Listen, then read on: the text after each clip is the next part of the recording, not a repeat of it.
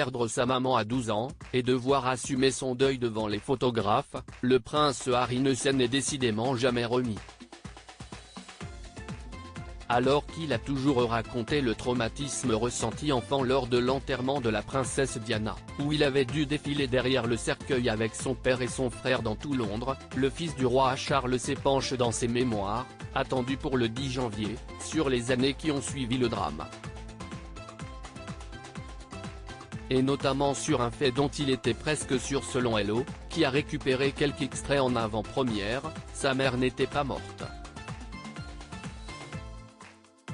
mais cachée, pour vivre une vie tranquille et loin des médias qui l'avaient tant rendue malheureuse selon lui. Une croyance très touchante pour le jeune garçon qu'il était alors et qu'il avait fini par confier, quelques années plus tard, à la seule personne qui pouvait le comprendre, son grand frère, William, qui n'avait que 15 ans.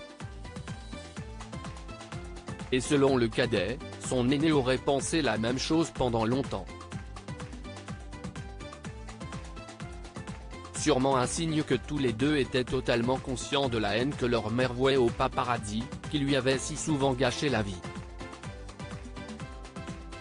Son confident devenu son pire ennemi. En tout cas, si les deux jeunes garçons étaient à l'époque si complices, on peut dire aujourd'hui que la vie les a séparés. L'aîné est resté en Grande-Bretagne où il assume plus que jamais son rôle d'héritier du trône aux côtés de leur père, le roi Charles, de sa femme Kate Middleton et de leurs 3 enfants, George, 9 ans, Charlotte, 7 ans et Louis, 4 ans.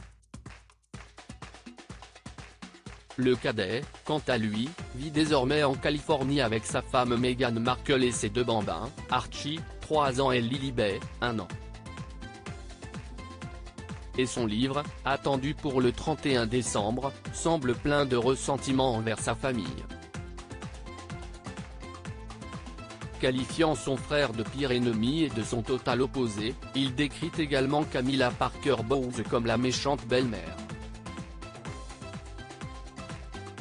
Mais surtout, si est son père qu'il dépeint comme un homme incapable de donner de l'amour à ses fils, notamment au moment de la mort de Diana où il ne les aurait pas embrassés ni réconfortés.